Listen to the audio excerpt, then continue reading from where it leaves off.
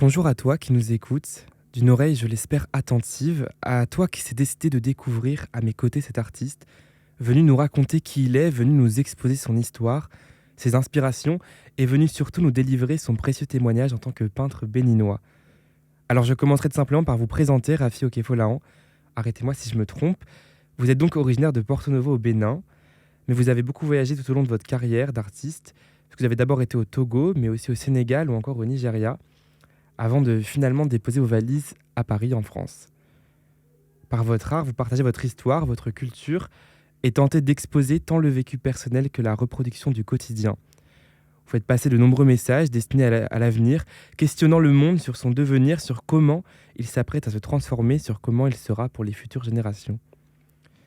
Aujourd'hui, vous venez répondre à mes questions sur vous, sur votre art, mais aussi sur votre prochaine exposition qui prend place du 8 au 31 mars au Lavoir moderne parisien, théâtre et salle d'exposition mythique du quartier de la Goutte d'Or à Paris, dans le cadre du festival Africapital, qui met cette année à l'honneur les artistes béninois, principalement venus de Cotonou. Cette exposition, vous l'avez nommée Porteur de rêves, porteur de charges, mais avant que l'on en discute, je voudrais revenir sur vous et sur votre parcours et sur vos motivations d'artiste. Alors la première question qui me vient en tête tout de suite, c'est pourquoi Paris? Qu'est-ce qui vous a amené ici? Qu'est-ce qui vous a poussé à développer votre carrière en France?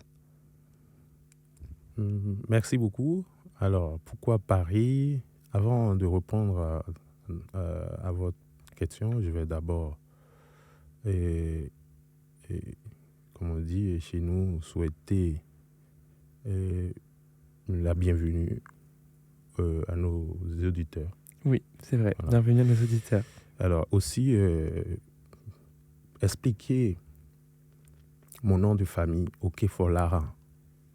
Okefolahan en Yoruba, parce que je suis Yoruba, je suis né à Porto Novo, effectivement, d'une famille musulmane.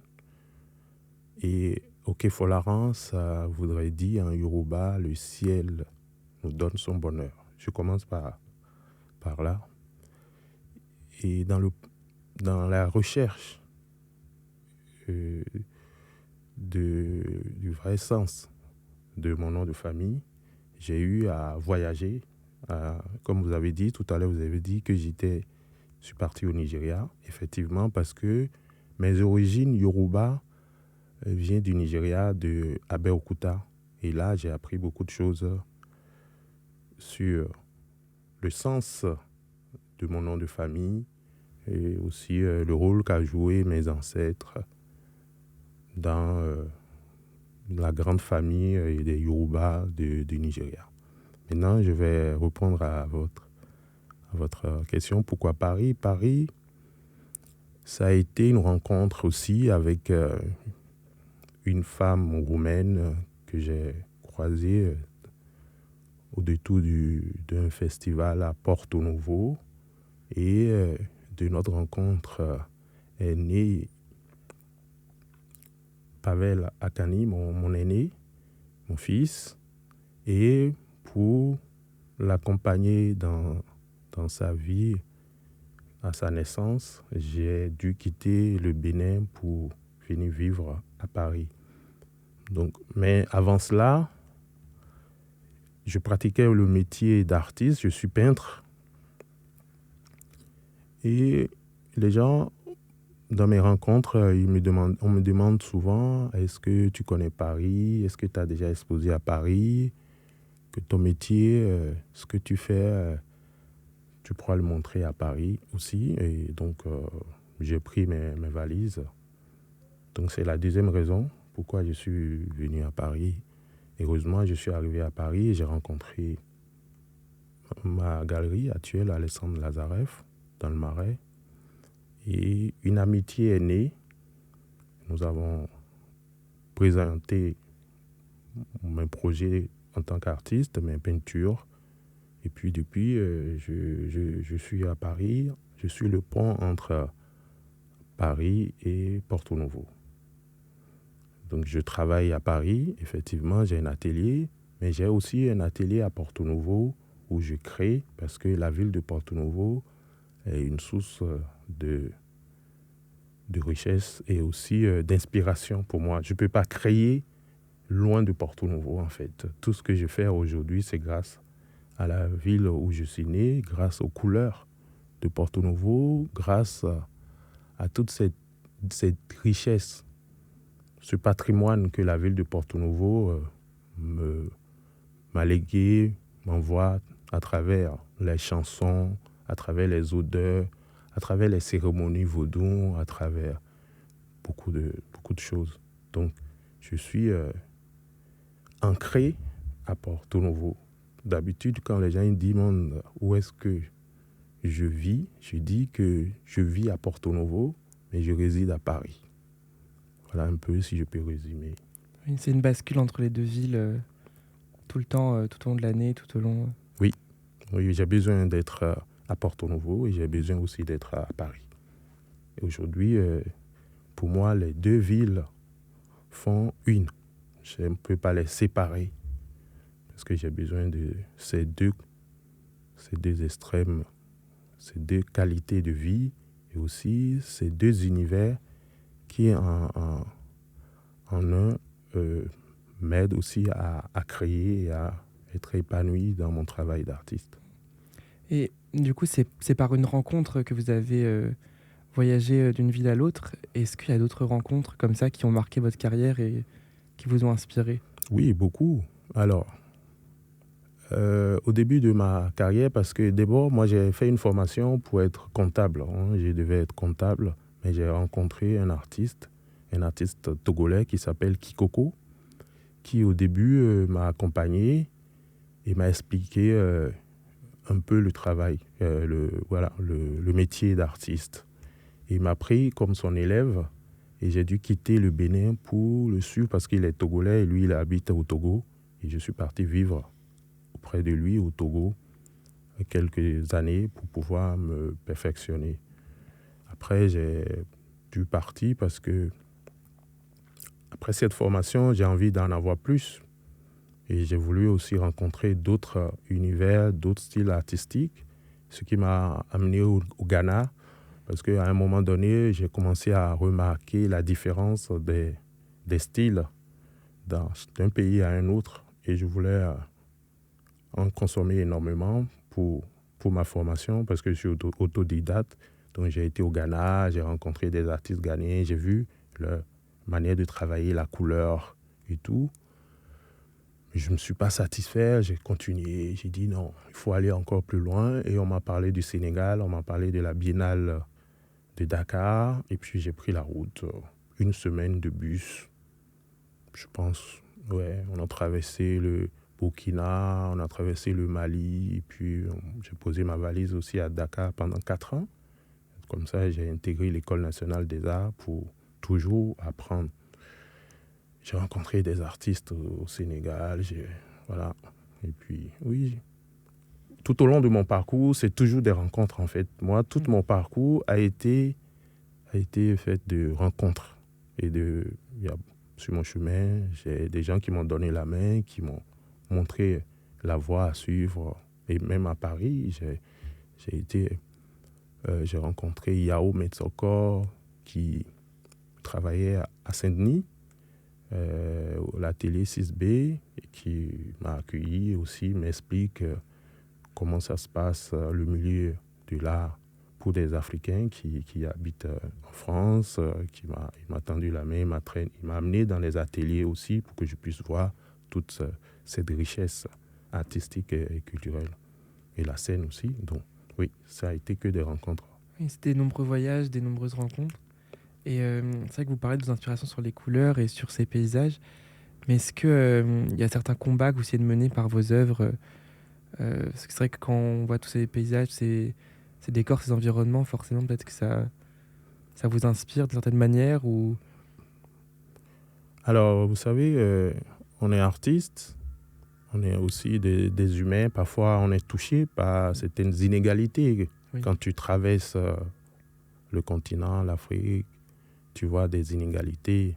Tu vois, en même temps, tu es ébloui par la richesse en termes de culture du continent, en termes aussi de beauté dans la nature. Et moi, j'ai eu la chance de voyager régulièrement entre Dakar et Cotonou plusieurs fois et j'ai pu voir toute cette partie de l'Afrique de l'Ouest en hiver comme en été. J'ai vu la variation dans les paysages, j'ai vu des ciels bleus, j'ai vu des ciels oragés, j'ai vu du vert et j'ai vu aussi beaucoup de misère aussi. Et donc quand tu es sensible à la misère et que tu vois qu'il y a des gens qui doivent se déplacer des heures et des heures pour aller chercher le liquide vital, l'eau, parfois avec des enfants derrière, puis parfois des enfants qui traînent à bout de bras et des bidons pour aller chercher de l'eau, parfois ça te touche. Et quand tu viens à Paris, tu te retrouves dans une situation entre griffes confortable. Tu partages ton expérience artistique avec des élèves dans des écoles ici en France et que quand tu rentres dans ton pays d'origine et que tu te rends compte qu'il n'y a pas cette éducation, cette sensibilité à l'art, là tu te poses des questions.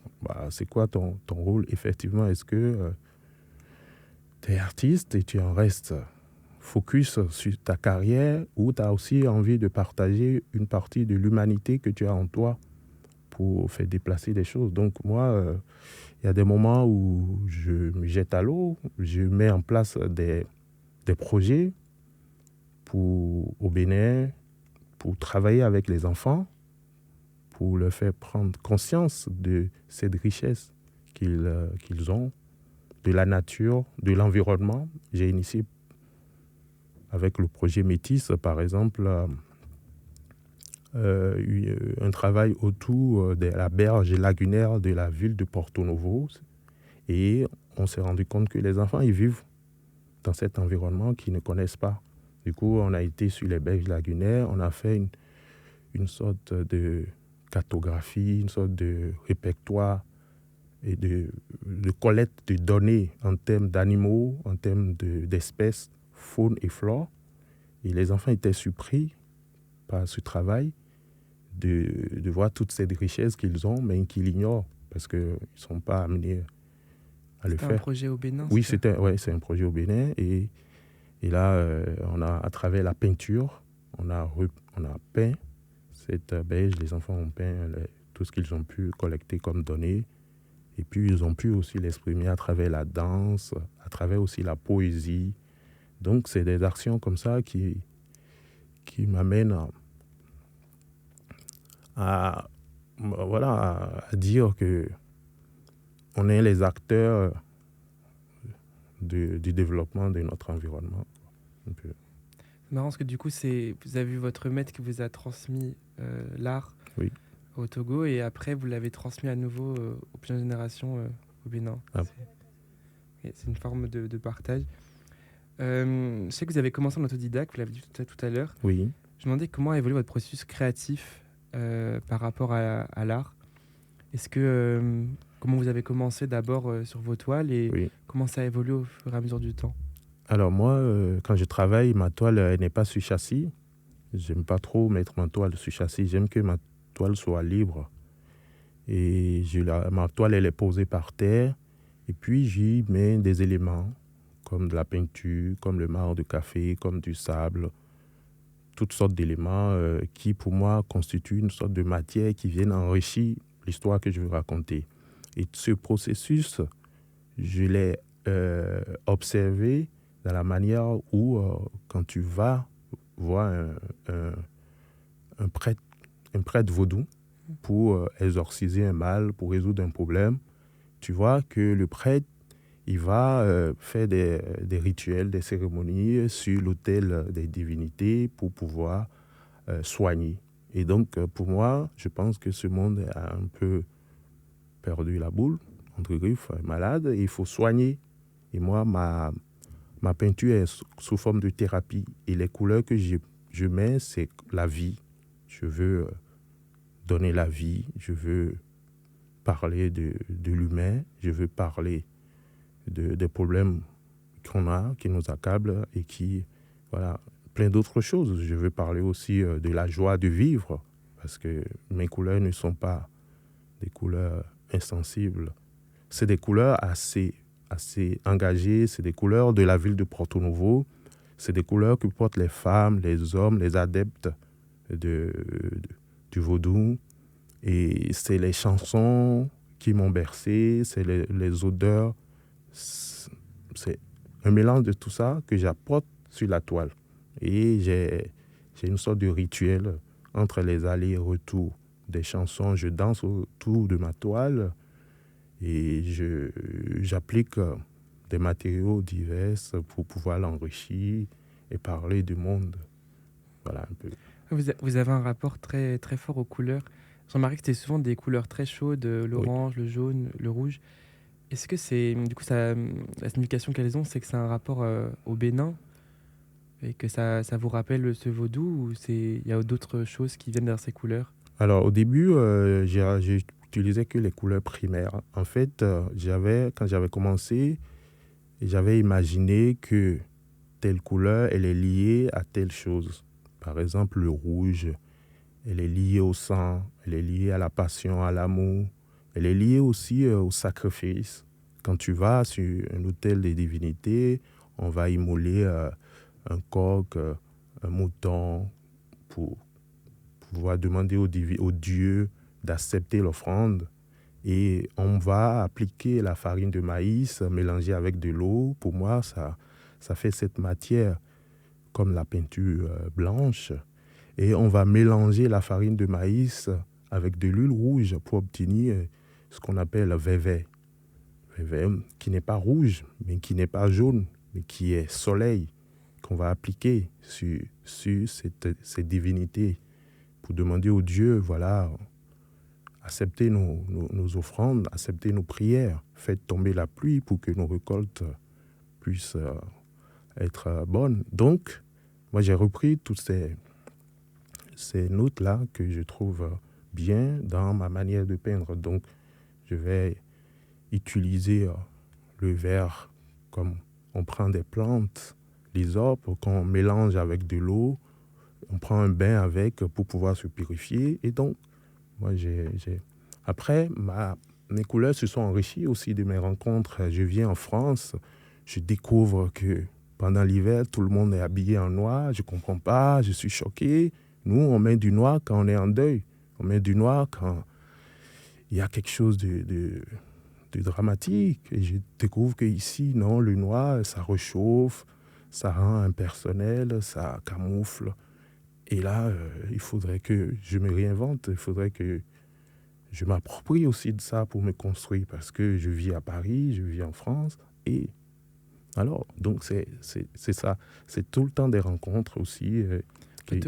Au-delà que de la chaleur des couleurs, c'est aussi la vie que vous montrez avec Ouais. ce rouge et ces couleurs. teintes. Ouais, les couleurs, c'est la vie.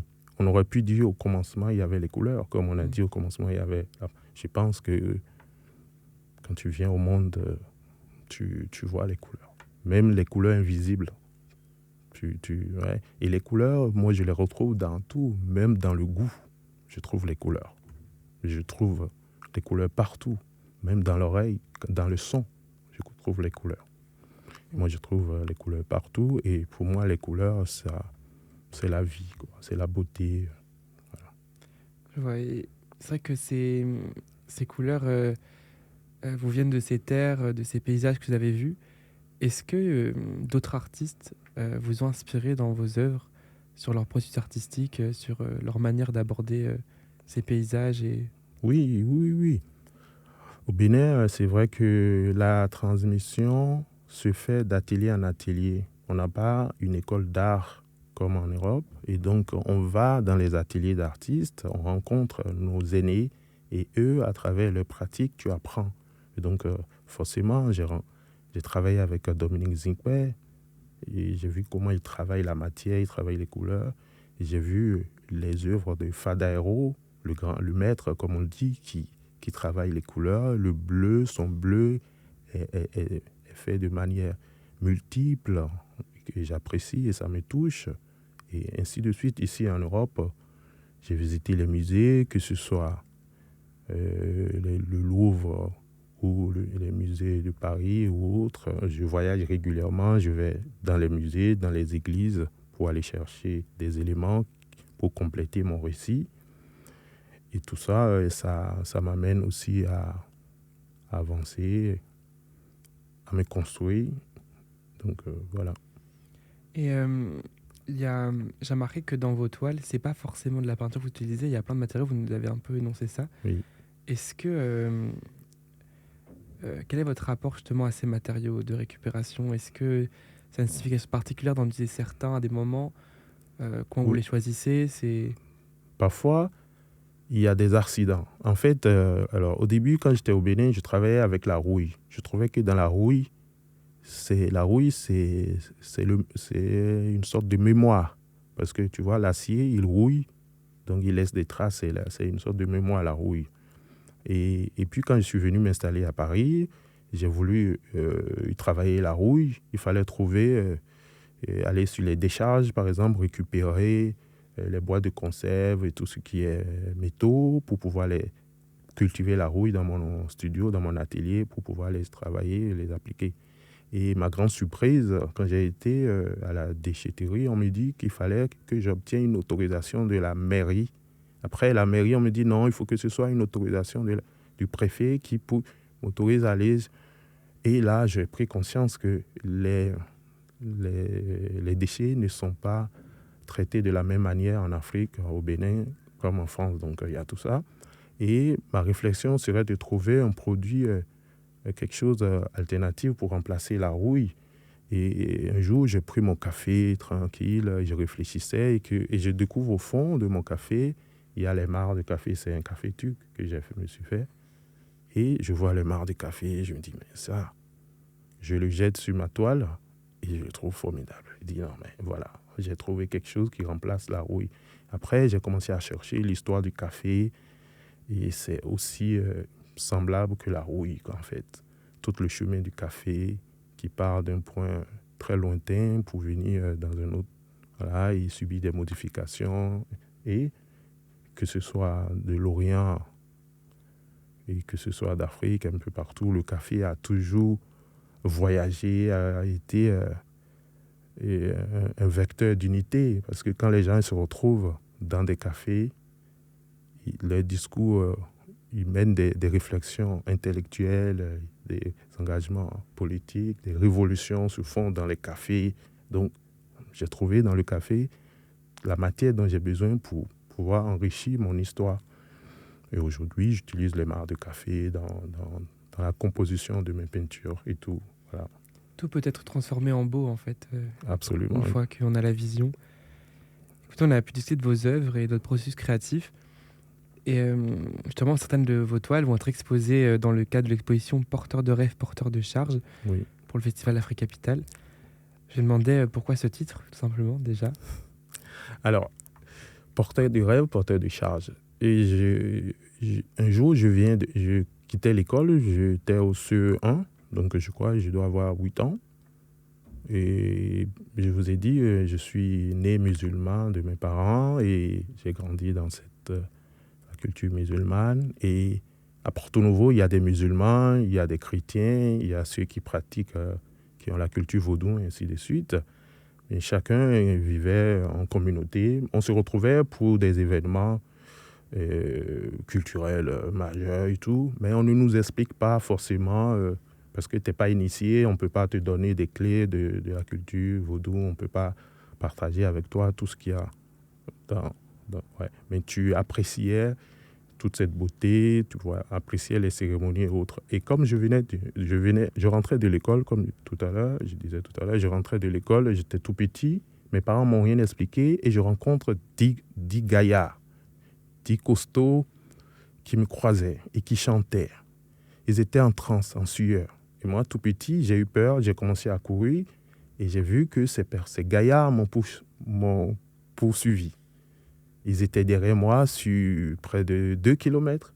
Et moi, je pleurais, je courais, je ne comprenais pas pourquoi ils veulent de moi. Et je rentre chez moi, ils me suivent, je rentre dans la cour, ils sont dans la cour, je rentre dans le salon, ils sont dans le salon. Après, ils m'encerclent, ils m'aspergent d'eau, une sorte d'eau bénite.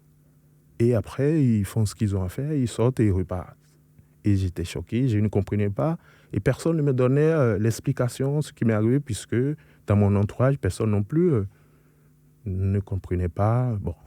Et la scène a duré une vingtaine de minutes. Et moi, plus tard, des années, mais la scène est restée dans ma tête. Mais des années plus tard, je rentre à Porte-Nouveau pour travailler sur la rénovation d'un espace vaudou.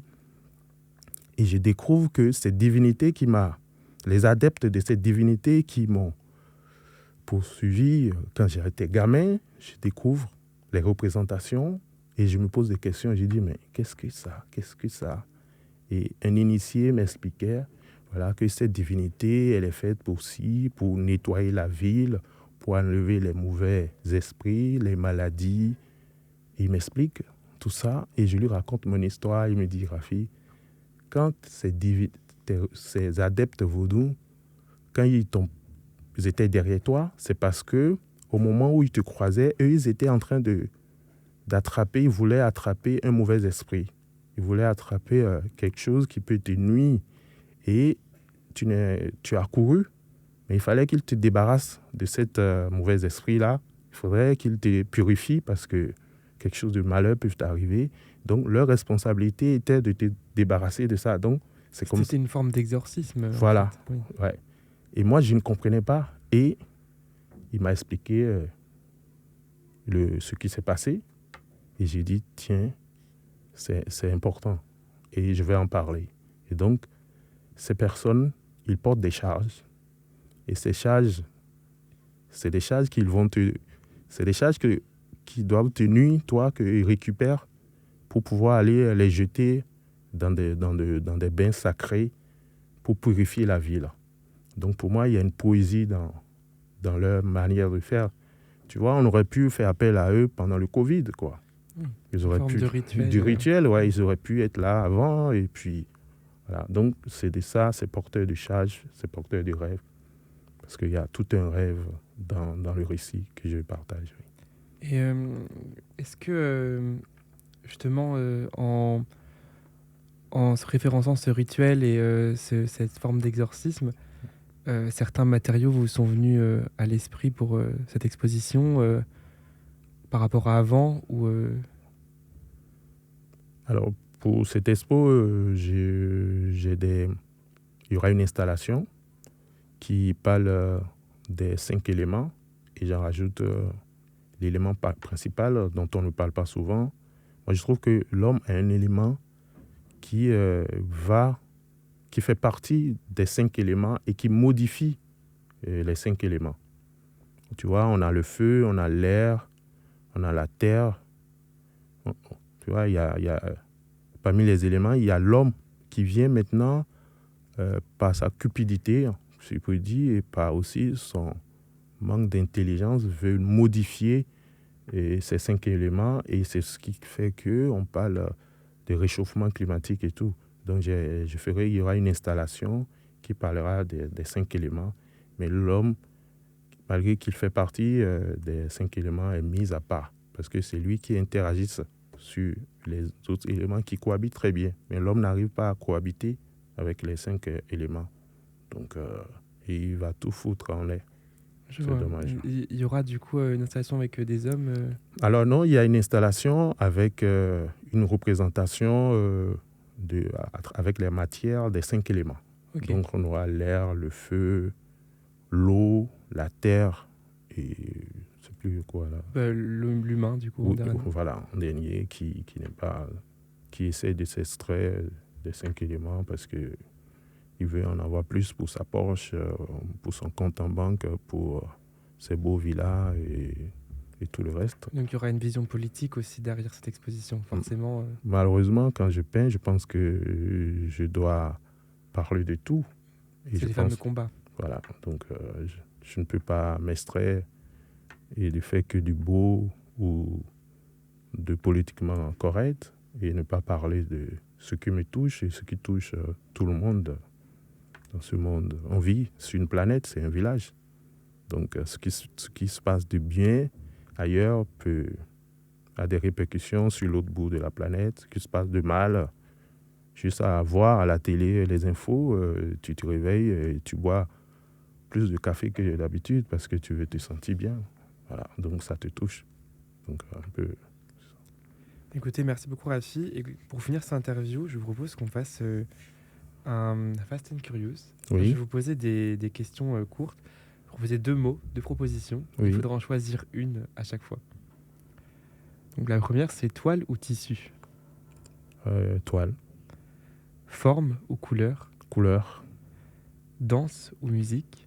danse, France ou Bénin? les deux. Compliqué celle-là. Ouais. Le bruit ou le silence? Ah, le bruit. Pourquoi le bruit? Et j'aime le bruit parce que je me retrouve plus dans le bruit. Le silence m'inquiète et je suis en train de chercher le silence en moi. Et donc, pour obtenir ce silence, je dois faire beaucoup, beaucoup de bruit. J'apprécie le silence après le bruit, un énorme bruit. L'imaginaire ou la réalité? L'imaginaire, c'est plus beau. La réalité, elle est un peu triste. Tradition ou innovation? Alors, les deux. Ouais, je suis de la tradition à l'innovation. Je ne suis pas calé sur la tradition parce que je pense que tout doit évoluer. Donc, je suis dans les deux, tradition et innovation. Œuvre en 3 dimensions ou œuvre en 2 dimensions? Alors, je pourrais dire en 2 dimensions, mais ma conception aujourd'hui de la création va en 3 dimensions. Voilà. Sédentarité ou voyage? Voyage. Art ou artisanat? Je dirais art, mais l'artisanat fait partie aussi d'une forme de création. Et donc, même en art, on utilise beaucoup l'artisanat, Le neuf ou le recyclé? le recyclé. Et enfin, l'intuition ou la réflexion? Ah oui, c'est la réflexion. Merci à vous Rafi d'avoir partagé avec nous votre histoire, Merci beaucoup. vos inspirations et de nous avoir donné plus de détails concernant votre exposition. Pour rappel, c'est du 8 au 31 mars au Lavoir Moderne Parisien qu'on peut aller découvrir vos toiles. Porteur de rêve ou porteur de charge, c'est le titre de cette exposition. Est-ce que vous avez un mot de la fin pouvant résumer cette exposition? Je remercie ceux qui ont organisé cette expo et ceux qui, grâce à leur initiative, feront découvrir le Bénin dans toute sa forme et toute sa couleur et richesse artistique. Et je vous remercie aussi pour l'entretien. Et je vais demander au public de venir voir cette exposition et tout l'événement. Il n'y a pas que l'expo, il y a la danse, la musique, il y a le théâtre aussi. Et donc, j'invite tout le monde à venir découvrir la richesse culturelle du Bénin et de ses artistes aussi. Merci. C'est une grande diversité. Voilà. Merci beaucoup. Merci à vous.